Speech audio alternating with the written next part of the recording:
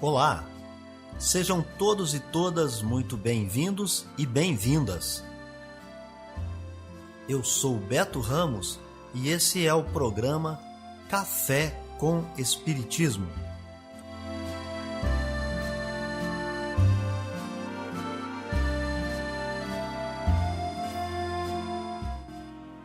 Um programa diário que aborda temas da filosofia, de conhecimentos gerais e de espiritismo. A verdade é o conhecimento que liberta.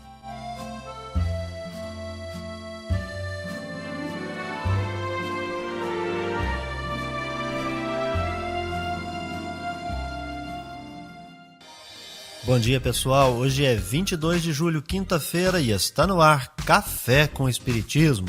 Notícias, informações, dicas importantes e mensagens você acompanha só aqui no Café com Espiritismo.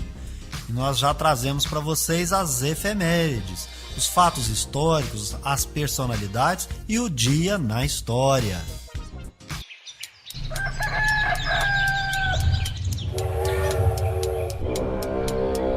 Dia na história.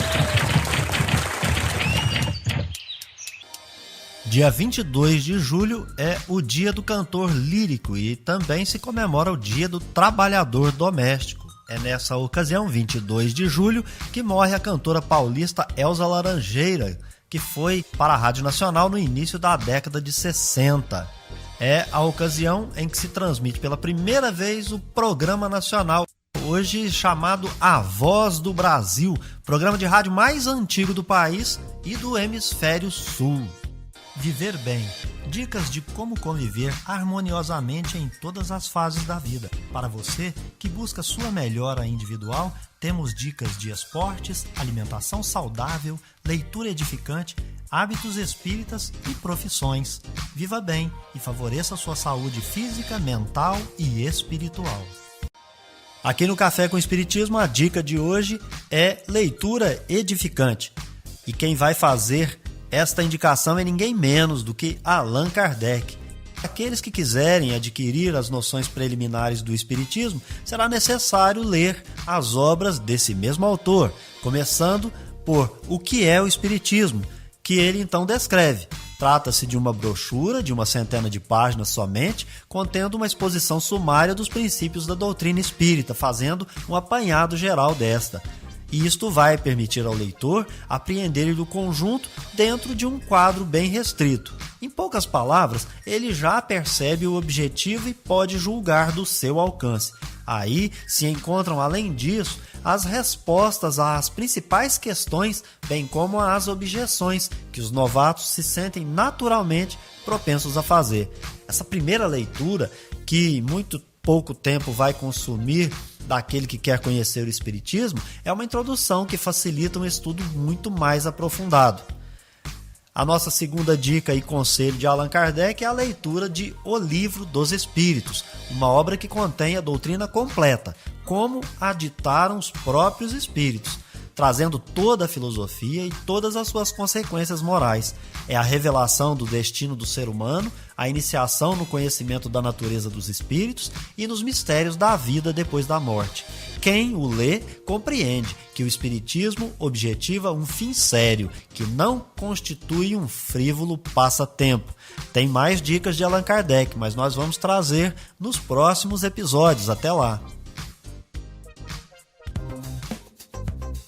Notícias do Brasil e do mundo é aqui no Café com Jornal. Estão suspensas até 20 de novembro deste ano as autorizações para queimadas controladas no Tocantins. A medida foi tomada para controlar os focos de incêndios florestais no estado devido à baixa umidade do ar e o tempo seco.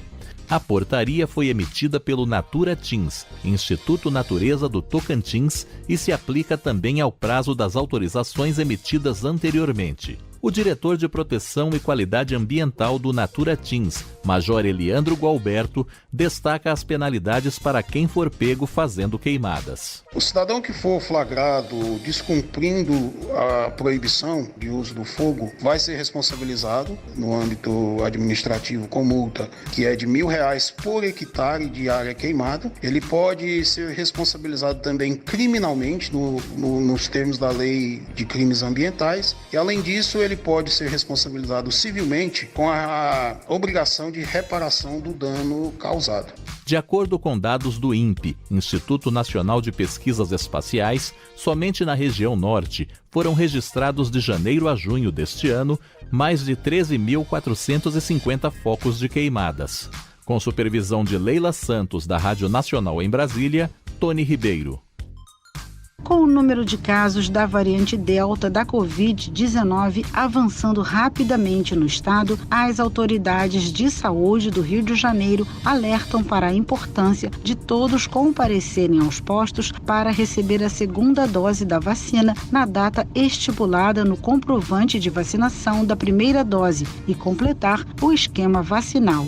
Na última rodada de exames do estudo Corona Ômica, que faz os sequenciamentos do LNCC, o Laboratório Nacional de Computação Científica, a variante Delta representou 16,57% do total de amostras processadas, revelando um crescimento exponencial em relação ao resultado de 15 dias atrás. O aumento veloz de casos identificados da variante Delta chamou a atenção da pesquisadora Ana Tereza Vasconcelos, responsável pelas análises genômicas do Rio de Janeiro realizadas no LNCC. Segundo ela, o que se sabe até agora é que a Delta é mais transmissível, mas que o esquema vacinal completo garante imunização para esta variante. A prevenção continua a mesma. Esse vírus, essa Delta, a gente sabe que ela é mais transmissível. Entretanto, sabe-se também, até o momento, que todas as pessoas que estão imunizadas têm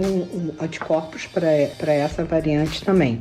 Então, as recomendações continuam sendo, como o Brasil ainda somente 15% da população está completamente vacinada, recomenda-se que as pessoas continuem mantendo todas aquelas atitudes de isolamento, distanciamento, uso de máscara, higiene pessoal, porque o vírus ainda está circulando muito. Até esta terça-feira, a Secretaria de Estado de Saúde havia registrado 83 casos da variante Delta, sendo 81 em 12 municípios e 2 de pessoas que tiveram exames coletados no estado, mas ainda sem confirmação do município. Da Rádio Nacional no Rio de Janeiro, Cristiane Ribeiro. O ex-vereador Jairo Souza Santos Júnior, conhecido como Doutor Jairinho, foi denunciado mais uma vez à Justiça pelo Ministério Público do Estado do Rio de Janeiro. Desta vez, a denúncia pelos crimes de estupro, lesões leve e grave, vias de fato e lesão de dano à saúde moral cometidos contra uma ex-namorada durante o período em que eles se relacionavam, entre os anos de 2014 e 2020. A Promotoria de Justiça chama atenção para o fato de Jairo ostentar histórico de ofensas e agressões, demonstrando não se intimidar com os sucessivos registros de ocorrência policial. O MP pede a prisão preventiva de Jairinho, mas ele já está preso desde abril, acusado da morte do enteado Henri Borel, de 4 anos, no dia 8 de março. A mãe do menino, Monique Medeiros, também está presa. Na sexta-feira passada, o juiz Daniel Werneck Cota, da 2ª Vara Criminal da Capital do Tribunal de Justiça do Rio, manteve a prisão preventiva dos dois. Na decisão, o juiz diz que a prisão do casal visa assegurar a instrução criminal, lembrando que há notícias de coação de testemunhas pelos dois acusados. De acordo com a polícia, a morte de Henri, de 4 anos, foi causada por agressões que ele sofreu no apartamento em que morava com o casal, mas antes disso já tinha passado por torturas no dia 12 de fevereiro, conforme indicaram mensagens de celular entre Monique e a babá Tainá. Jairinho é acusado de homicídio triplamente qualificado. Além da morte de Henry, o ex-vereador foi denunciado pelo Ministério Público do Rio de Janeiro em 2 casos de torturas em filhos de ex-namorados e ainda por violência doméstica. No dia 30 de junho, Jairinho perdeu o mandato de vereador por quebra de decoro parlamentar, em decisão unânime dos vereadores da Câmara Municipal do Rio de Janeiro. Procurada, a defesa de Jairinho não se manifestou. Da Rádio Nacional no Rio de Janeiro, Cristiane Ribeiro. Amor à sabedoria. Está no ar o Filosofando. A alegoria da caverna. Platão explicou sua teoria das ideias por meio de uma alegoria, um mito. Pessoas comuns são como prisioneiros que vivem o tempo todo dentro de uma caverna escura, obrigados a só ver as sombras projetadas por uma fogueira na parede da caverna. Sombras que eles pensam que são reais.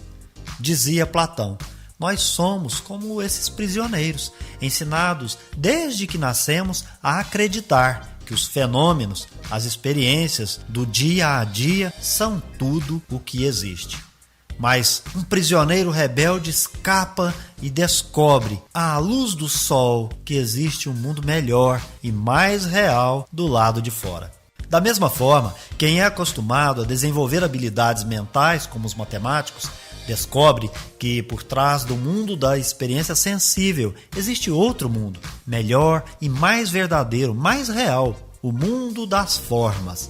Essas pessoas conseguirão, por fim, ver e conhecer a própria divindade e se transformar em infalíveis dirigentes de ouro, em uma sociedade composta de pessoas incultas, feitas de prata, bronze e ferro, e que jamais questionam o sistema. Nessa república, se alguém quiser saber como agir, basta perguntar a um guardião. Em seus trabalhos tardios, Platão parece ter duvidado das formas e da relação delas com cada objeto no mundo em que vivemos, objetos chamados de particulares. O sistema platônico é chamado de fechado. Se aceitarmos o que ele afirma sobre o conhecimento, então teremos, supostamente, de aceitar suas rígidas concepções sobre ética e política. Aparentemente, Platão acreditava que todo conhecimento pode ser tão estável e abstrato como a matemática. E isso não é bem assim. Ele também parece ter ficado enfeitiçado com a esquisitice grega que insinuava que para conhecer realmente alguma coisa, precisamos experimentá-la, vivenciar sua experiência de modo direto. Dizia Platão, se soubermos o que é a beleza, então é como se tivéssemos ficado frente a frente com sua forma. O fato é que nunca ficou claro o que são essas formas, onde elas existem, como elas são e por que só uns poucos sábios conseguem vê-las.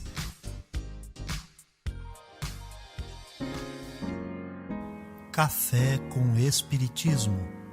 É hora da mensagem espírita. A força moral do Espiritismo está no esclarecimento. A moral, como regra da boa conduta, isto é, fazer o bem para todos, é desenvolvida à medida que o ser abandona o personalismo. Advindo de persona, pessoa ou indivíduo, é o personalismo também, pensado como individualismo, que desenvolve o egoísmo. A autoproteção, a autopreservação, a autopiedade, entre outras, são derivações dessa imperfeição moral. Nesse contexto, a imperfeição se mostra por meio de uma característica singular do personalista, superestimar a si mesmo em detrimento dos outros. Destacamos que tudo isso decorre da autonomia do indivíduo. Há um processo contínuo de evolução, de aquisição do conhecimento.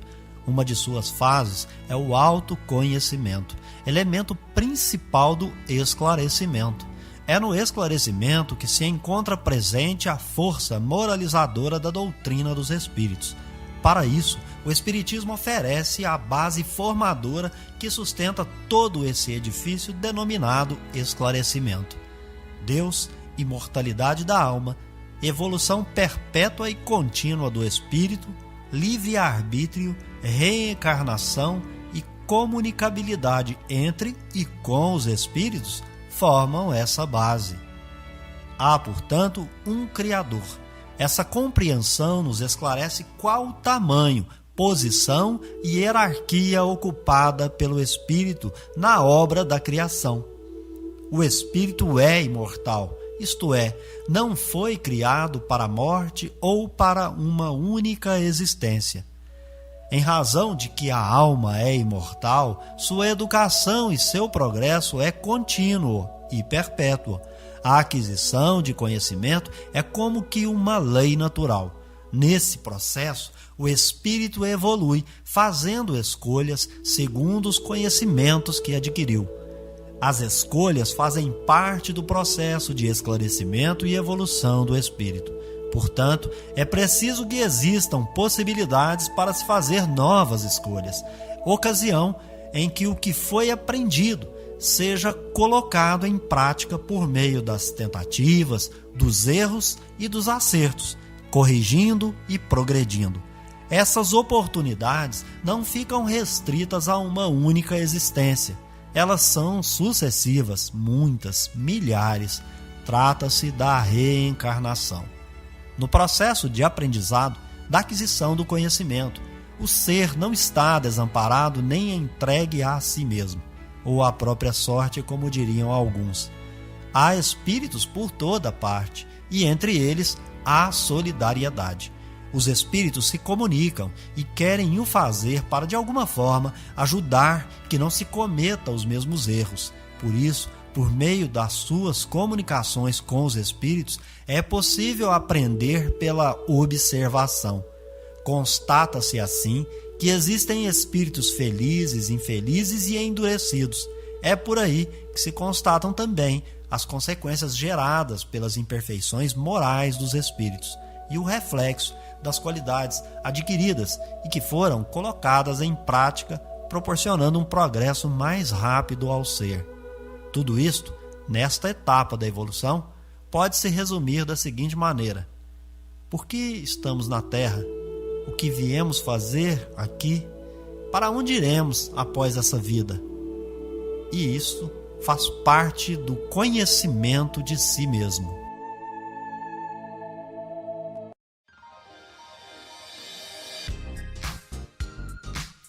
Então é isso aí, pessoal. Se inscreva no nosso canal, deixe o seu comentário, a sua impressão. Um abraço, até o próximo Café com Espiritismo. Tchau! Este foi o nosso programa Café com Espiritismo. Um oferecimento de Instituto Revelare. Se inscreva em nosso canal, acione o sino das notificações e se torne membro para apoiar os projetos. Nós nos encontramos no próximo episódio.